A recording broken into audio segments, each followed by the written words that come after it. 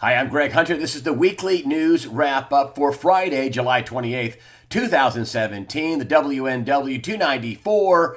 Well, John McCain killed Skinny. That's the Drudge headline. It's the end of healthcare. McCain kills Skinny repeal. The Drudge report, the Skinny repeal was going to repeal certain aspects of the Obamacare debacle that is imploding, that will evidently continue to implode, and the American people will continue to be saddled with this nightmare and be without insurance and high premiums and forced to pay fines to the IRS and also can't work more than 29 hours. Most employers, won't hire people past a part-time job, and also the repeal the individual mandate. That was my favorite. They're going to repeal that. And also the employer mandate, which is the 29-hour-a-week thing. The individual mandate is to pay for all the essential things that must be paid for, so they can give it away for free to the people who don't pay for it. So that's the ticket. I mean, what a disaster. I'm sure the Democrats are, our failing bill continues to fail.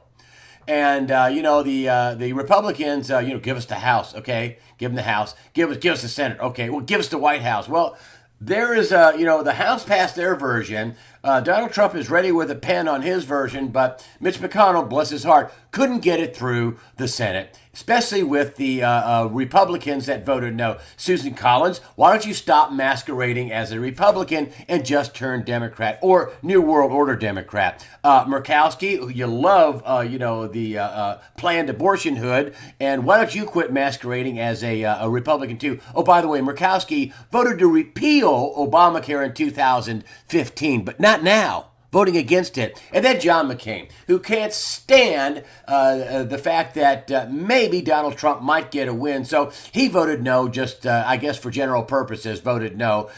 John McCain, I'm sorry you have cancer, but you suck as a senator, and you did a huge disservice to Americans. They talk about 16 million people would be thrown off, the insurance roll of CBO. Of course, what they don't talk about is 15 million Americans would love to opt out of Obamacare and buy something cheaper. But that's not going to happen now. We're saddled with it, folks. You're going to watch it implode. And I'm sure Trump's just going to move on to tax policy and try to get a tax cut pushed through for the middle class. They're floating a trial balloon to tax higher rates for the very wealthy, which are paying a pretty high rate already, so they could shove that down to the middle class. But we'll see. I mean, we'll see with the Republican Party. I mean, the moderate Republicans, just call them Democrats. They're not moderate. They're not Republicans. They say one thing and then they do another. We're going to repeal Obamacare. No, they're not. So anyway, that's just what happened. Here's another, but that just happened late last night. I was late getting my weekly news wrap-up out because I was waiting for the vote. It's just really quite stunning for John McCain to come in and kill Skinny. Just really quite stunning. Here's another very stunning development in the House of Representatives and the Senate. And it's just on a lot of levels. Let me read you the headline. The Senate overwhelmingly votes for new Russia sanctions. It's now up to Donald Trump to sign it. 98-2 against. The House also voted, I think, like 413 to some small, lopsided veto-proof votes in the House and the Senate for the sanctions. But, it's not just the sanctions. Russia's planning a symmetrical response to earlier U.S. actions, including expelling of diplomats and seizing U.S. embassy properties. But it's not just that, the response, which, the United States is very weak. There's a lot of things that Russia can do financially to try to hurt us. Maybe stand for delivery for silver. It wouldn't be that much money. Maybe get China to stand for delivery for silver. One of my contacts has said, they are standing for delivery at the COMEX. And it is, one of the biggest, basically, deliveries that they're standing for, which you have a high amount of people wanting to actually get their silver, and then you have a suppressed price, which is crazy. One of my contacts says, you show me one commodity where you have a huge demand for a certain product and an ultra low price. And they think silver may be the linchpin that if it's pulled, that the entire complex could go down. But we'll see. I want to go back to this vote where they overwhelmingly veto-proof, Russian sanctions. Not only are they putting in Russian sanctions, they're going to be curtailing President Trump's power over removing any of these sanctions or lessening any of these sanctions. They're basically going to push him out of the way, and they're going to tell him what to do. Now, I think this sets up a huge constitutional quandary and a separation of powers. Since when does Congress vote to curtail, that's the legislative branch, curtail the executive branch and their powers and their discretion? I think this sets up for a huge problem. I don't see how Donald Trump would vote for this going, oh, I'm neutered, sure, no problem. I think he vetoes it. I think he takes the case to the U.S. Supreme Court in a separation of powers type argument over you can vote for sanctions if you like, but you can't vote to curtail the executive branch. That's separate but equal powers. And that's the legislative body telling the executive body, we're going to limit your powers. That's not how it works, folks. So I think this is a huge problem for escalation of tensions and possibility of war at some point with Russia. And I think it's a huge problem for separation of powers. You can't have the executive branch being told what to do by the legislative branch, except in spending money. That's what the real power of the legislative branch has over the executive branch and over the judicial branch. That's the judges, the Supreme Court. That they have the power of the purse. That's their number one power. So adding in language that says we're going to curtail your ability to do anything else other than what we tell you to, your discretionary ability, then I don't know. I just think it's a problem on multiple fronts, on a war front, on a constitutional front. I think it's a huge problem. Watch this story. And to continue the attack on Donald Trump and everyone around him, I mean, I guess the mainstream media is trying to make us all believe that Donald Trump and his entire family are a bunch of commie sellouts that are treasonous weasels, and thus we have Jared Kushner. Kushner is clear, no Russia deal, right? Here we have an AP story. Kushner denies Russian collusion because there is not, folks. We've been on this for how long? Since July, a year. Not a single charge by anyone. Not a single bit of proof. And I'm going to go back on this and focus on this, okay? And I want you to please continue to focus on this.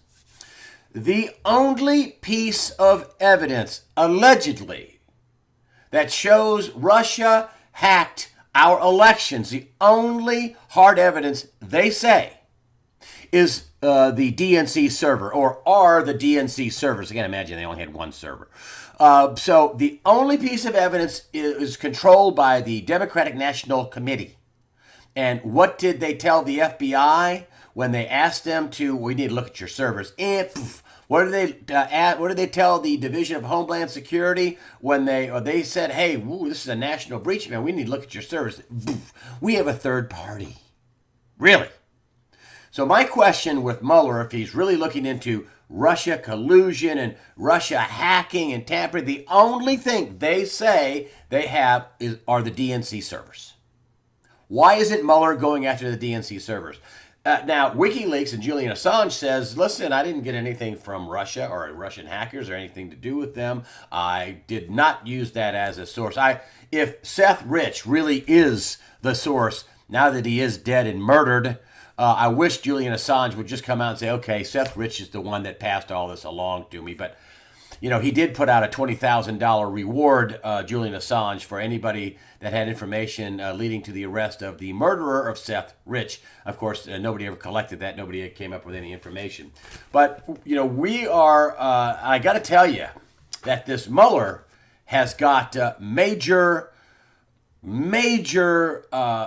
conflict of interest. I mean, did you realize the day before that he was named special prosecutor, that he was interviewing for the FBI director job. James Comey and him are big time friends, and he testified that he wanted a special prosecutor. He leaked a memo and I think he broke the law. I think he certainly broke the FBI rules, which is breaking the law about disseminating classified information. I think he disseminated classified information. I think he needs a defense attorney, but he testified that he basically wanted to get a special prosecutor, and they gave it to his friend Robert Mueller.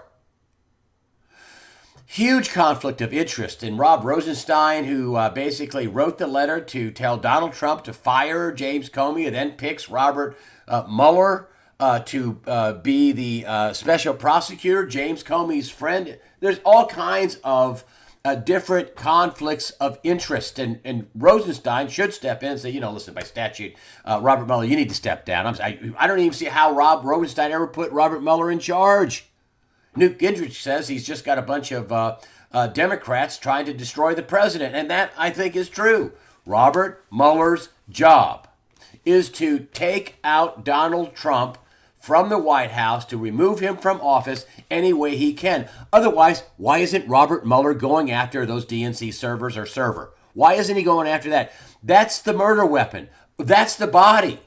How can you have a murder investigation with no body? How could you have Russian hacking and collusion without having the servers? And you know what I think? I think what they're going to find out is they're going to find out that those servers have been wiped, lost, destroyed. Somebody took a hammer to them, whatever. I think that's what you're going to find. I don't think Mueller wants to go after the servers. Instead, he's going back 10 years, as I said last week, on Donald Trump, looking for anything and everything with his team of Democrat lawyers, including one who worked for the global charity fraud that is known as the Clinton Global Initiative or the Clinton Foundation. That's his job.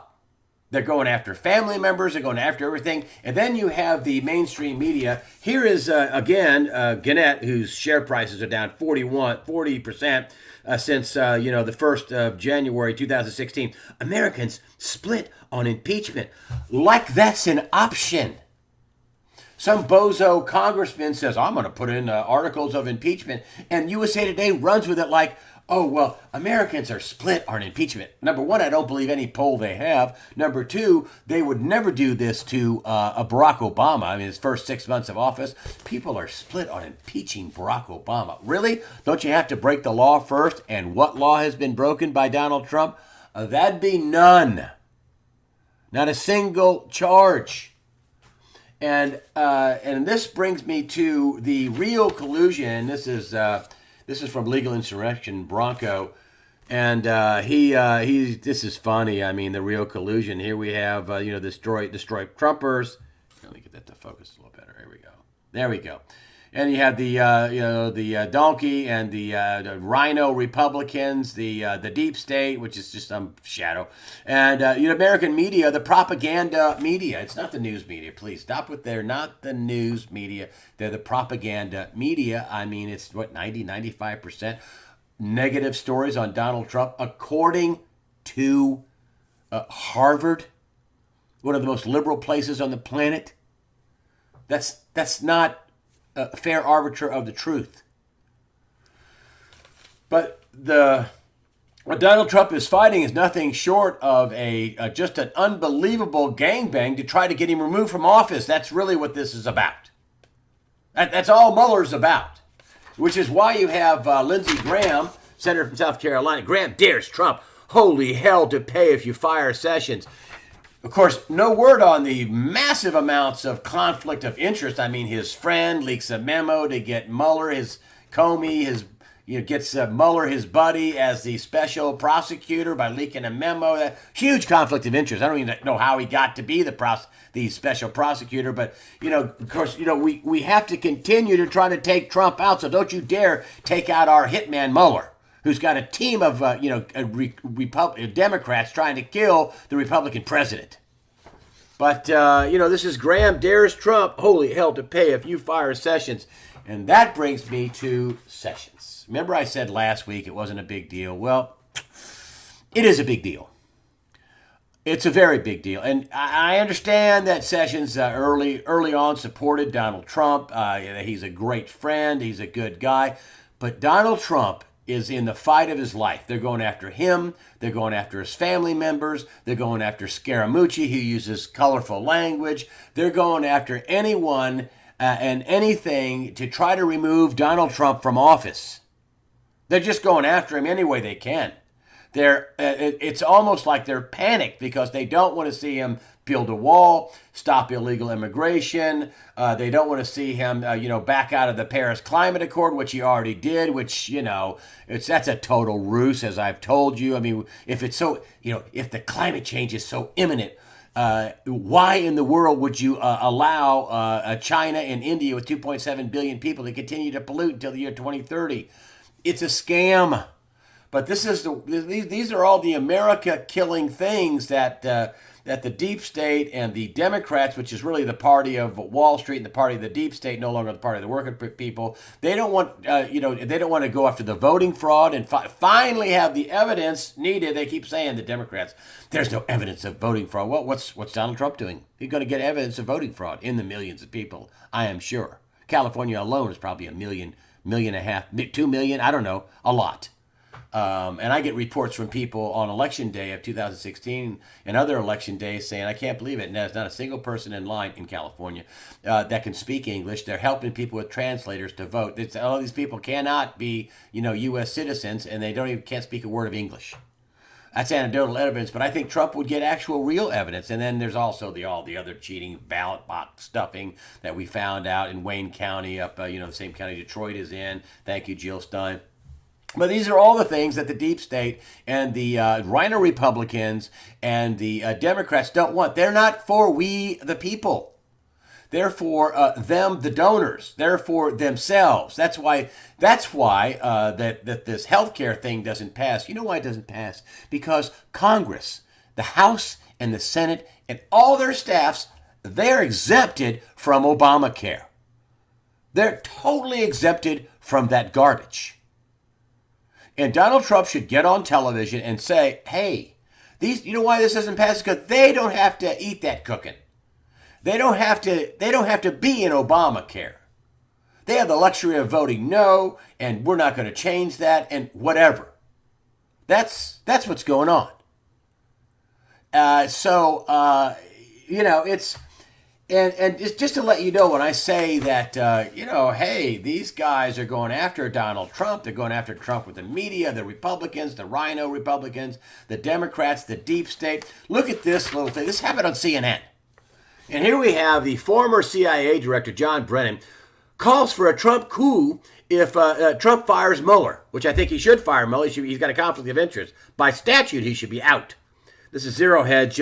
Brennan said on CNN, if Mueller is fired, I hope our elected reps will stand up and say enough is enough. You mean enough is enough with the phony investigations and phony narratives by the mainstream media and the phony stories and the phony accusations where you never make a case? Enough is enough. Enough is enough of what? How about all the unmasking? How about all the illegal stuff that was done with the releasing of transcripts and the going after a incoming president, the outgoing administration, using the FBI, using wiretaps, and yes, Donald Trump was wiretapped. Now we find out hundreds of names were unmasked by the Obama administration. You got Susan Rice, you got Brennan, you got Clapper, I think the deep state and a lot of people on the left and the right and the Rhino Republicans, whatever you want to call them, I think they're up to their neck in payoffs and bribes. I mean, you can't have a global charity fraud, and that's what James Kallstrom said, former assistant FBI director. He didn't call it global charity fraud. That was James Hertel. He called it a huge criminal conspiracy. You can't have a huge criminal conspiracy and not have a lot of people know about it and be up to their necks in it. And I think a lot of people are afraid about going to jail. That's why it's so shrill of a tone about, ex-CIA director Brennan saying that, if Mueller is fired, I hope your elected reps will stand up and say enough is enough. Enough is enough of what? A duly elected president doing exactly what he said he would do? Build a border wall, stop voter fraud, try to repeal and replace Obamacare. Excuse me, what? What's enough is enough? And so, the real stories about everything The real stories surround the Democrats. Now, there's another reason why Jeff Sessions, is not pleasing the president. He wants to go after Hillary Clinton and all of her kingpins and everybody else. And back to Sessions. I said it was not a big deal. So here's what I say now. I think the president has no other choice but to remove Jeff Sessions. He is in a fight of his life where in January 19th, this guy, Brennan was the CIA director, is basically calling for a coup 6 months into a duly elected president. Calling for a coup. So, even the Democrats came out and said that, Hillary herself lost the election. I think Schumer came out and said that. It's finally called a spade a spade. Well, Hillary has herself to blame. And so that's why I think, before I said, I thought about this. Jeff said, not a big deal. He said, no, I thought about this over and over again. Listen, Trump is in the fight of his life. He's fighting Obama. He's fighting the deep state. He's fighting Rhino Republicans. He's fighting the mainstream media. And here he has his attorney general, who basically takes himself out of the fight because of a phony investigation. This is a phony investigation, period, the end. If it was a real investigation, Mueller would be going to the DNC and saying, I have a warrant, turn over those servers right now. We are investigating Russian hacking and collusion. Turn those servers over. That's the only piece of evidence right now. Why isn't he doing that? Because it's a phony investigation, a witch hunt to try to do anything and everything to remove Donald Trump. This is why Donald Trump will probably remove Jeff Sessions. I like him. I think he's a nice fella. I think he's a good lawyer. But this isn't about that. This is about an unusual, unbelievable, unprecedented. I've never seen this in my life. I don't think this has ever happened in American history where you have this many forces trying to unseat a duly elected president. And what did Eric Holder do for Obama? He was a blocker. What did Loretta Lynch do for Obama, the other attorney general that was in power for 3 years or so? What did Loretta Lynch do for Obama? She blocked. What is Jeff Sessions doing? Busting people on the dark web for buying, sex trade and buying drugs and stuff like that. You know what I'm saying? The number one thing that Jeff Sessions needs to be doing is saying, hey, listen, I can't be in the Russia investigation. Actually, he should have never recused himself. A new attorney general could come in and say, hey, whoa, no. Statute says Robert Mueller has conflict of interest. Comey being his buddy, leaking a memo to get Mueller as the special prosecutor, that's a huge conflict of interest. You're out. By statute, get out. How Rob Rosenstein can't see that is outrageous. Why Jeff Sessions doesn't fire Rob Rosenstein, that's more outrage. I can understand why President Trump is freaking out. And they're going after any and all family members they can. I think Donald Trump tweeting this stuff out is floating a trial balloon. Now, they say he's going to make a recess appointment, but the Senate never really, I've listened to people saying they're not really going to go into recess. Jeff Sessions should step down. They should be able to get a attorney general that doesn't have to recuse himself, that has nothing to do with the Russian investigations, that should get in there. My pick would be Trey Gowdy, but I don't know if he would take the job. Meanwhile, real stories are kind of slipping under the radar, and here's one, and this is a quote by the RNC chair. And this is RNC chair, this is Roma Romney McDonald on DNC IT aide Wasserman Schultz obstructed national security, according to Ronna Romney McDaniel. They say we need to figure out why he's under criminal investigation. Wasserman Schultz IT staffer Iran Erwan arrested for bank fraud Monday night at Dulles International Airport in Virginia, trying to flee the country. Now, he was the IT person that was in the DNC, working for Debbie Wasserman Schultz, and working for her as well. And he had access to all kinds of high-ranking intelligence emails from top Democrats and all these top intelligence committees. And there's also word that some hard drives and laptops have been had a hammer taken to them. Meanwhile, this guy is arrested for bank fraud. Imran, I think that's the way you say his name. That's right. Imran Awan. He has a brother too involved in this, and they say that this is the beginning of the end, beginning of the unwinding of all this. Meanwhile, what we're really finding out about is, and this is that unforced error by Donald Trump, who tweets out that he doesn't want to have transgenders in the military, and meanwhile we have transgender troops in limbo. Listen, if you want to be transgender, great, good for you. Be whatever you want to be, but don't join the military and make me as a taxpayer pay for your confusion over your sex, okay? It's no place for the military. And a lot of the military people are applauding Donald Trump in doing this. That, listen, they're there to fight wars. It's not a social program. It's not a place to discover what your sexual identity is.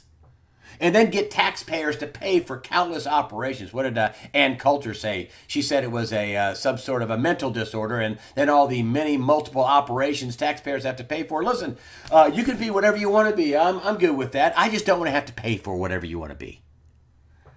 The media and basically covering Donald Trump is 95 to 96, 97%. I mean, it's just by any metric you want to use, including Harvard, who said that there was 98%, up to 98% of the stories negative on Donald Trump. Here's what I was shocked that it was on USA Today Money, and they're talking about Foxconn to build a $10 billion plant in Wisconsin. Now they have to come up with $3 billion in incentives, but still it's 15,000 jobs.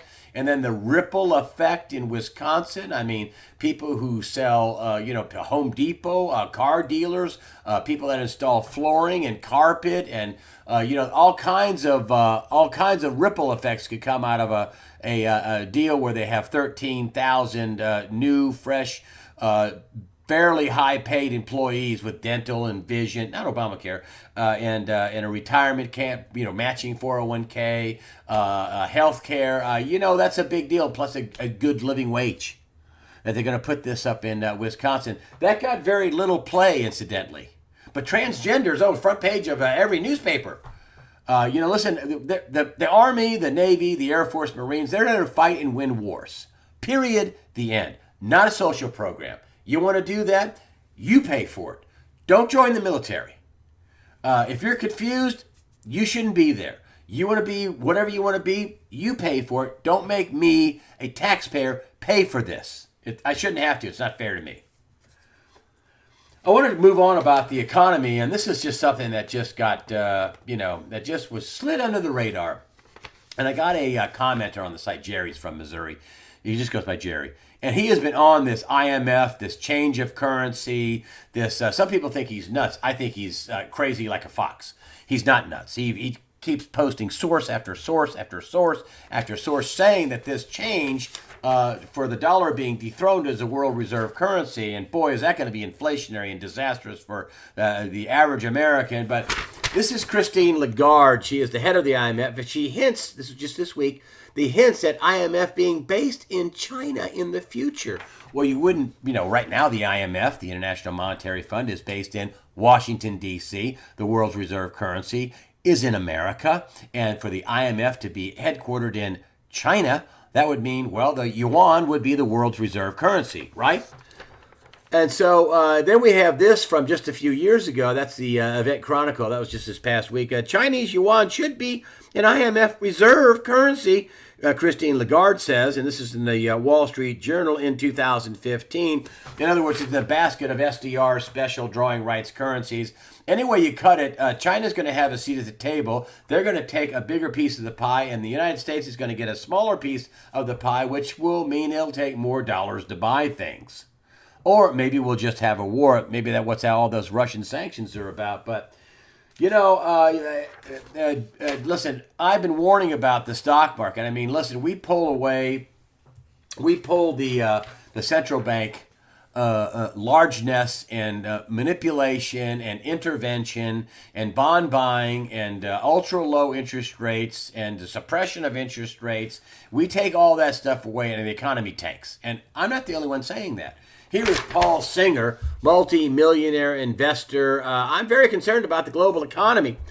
This is just this week on Zero Hedge, and let me just read along. I don't believe confidence is justified in policymakers and central bankers, and the fact that confidence has not been lost up to now is obvious, but if and when confidence is lost, I think it could be lost in a very abrupt fashion, causing conceivably a ruckus in the stock markets and bond markets. That's a nice way of saying that it can have a massive sell-off when people realize, oh, either central banks can't manipulate this anymore or won't manipulate this anymore. And then you're going to find the true value, the real price discovery, and it could go an awful way down before it comes back to a real price discovery. That's just Paul Singer, who's a multi-billionaire investor, analyst. I'm very concerned about the global economy. And I've told you this, that we grew the debt in the global economy about $60 trillion. We didn't cut anything. We just printed more bonds. And so, that is what's going down. Also, investors' intelligence, they're saying a new major warning for stocks. They're afraid the stock and also the bond market, but mainly for them, the stock market, could be selling off. And this is yet another thing about the economy that I want to kind of put it in perspective for you. Michael Schneider, who I've had as a guest, smart guy, lawyer. He has the Economic Collapse blog, a very smart guy, and this is just a poignant marker on the road to perdition. His headline, this is total government and personal debt in the U.S. has hit $41 trillion. That's $329,961.34 $329,000 per household. And just to put that in perspective for you, total government debt plus personal debt in the United States was just over $3 trillion in 1980. That broke down to $38,000 per household. Folks, I mean, even if $38,000 a household, that was back in 1980, and now it's $329, almost 10 times higher. $329,000 per household in debt that is never going to get paid off. That cannot and will not end well. At what point does it end? I mean, I've been telling you this for a while, and I operate on the old adage from Chris Martenson that he says, it goes something like, well, you can look stupid now, or you can look stupid later. You're not going to be able to fix stupid later. So I'm just telling you that that's a big deal. That's a big deal we have that much debt, and at some point somebody's going to go, oop, this is never going to get paid off. Sell. So finally, I wanted to bring up this, and this is a video on the internet. It's from a ABC station in Wisconsin, ABC 5 actually, and here's the headline: Wisconsin for microchips employees. It's inevitable, and the next thing, and we want to be part of it. Microchipping people. I actually had video that stick it in their hand and stuff. You can wave it in front of a machine and get some potato chips or some gum. You can do all kinds of things with it. You don't have to have some messy wallet or anything like that. Just stick a microchip in your hand. That's the mark of the beast. And I was thinking, I would never do that. How could they get people to do that? I don't know. Maybe they could they come out and say, hey, listen, if you take this microchip, we're going to give you $500.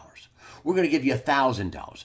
We're going to give you $3,000, $4,000. We're going to give you thousands of dollars or hundreds of dollars, or we're going to bribe you to take the mark of the beast. They're going to call it the next new thing. It's cutting edge technology. Like these guys saying that, it's the next thing. We want to be a part of it. They're going to bribe you to take the mark of the beast. Don't you do it. I think a lot of people will. They'll say, wow, free money? Sure, stick that in my hand. I'll get gasoline and I'll get some chips and I'll have the waitress to scan my hand at the restaurant, and don't do it. I think that's how they're going to do it. They're going to offer free money, just like a Visa offering restaurants $50,000 to no longer accept cash. We'll give you a bonus to no longer accept any cash whatsoever. So I think that's what they're going to do with this microchipping, and it's an ABC 5 story, so it's not some up in Wisconsin. So it's there's video to it, folks. And they demonstrate it, but they talk about this like, how interesting. How convenient. You're selling your soul for a few hundred or a few $1,000s. It's absolutely outrageous, folks. And tell me that we're not living in end times. Tell me that the Bible isn't predictive. no man will buy or sell without a mark in his hand, or you tell me that how does the Bible predict that from thousands of years ago? That's just absolutely unreal. That's the way I see it, folks. Thank you for supporting USAWatchdog.com with your comments and donations. That helps us out. Remember, fear not. Prepare yourself mentally, physically, above all spiritually. Put on the armor of God. Fear not. God the Father and his Son, Jesus Christ, are firmly in control.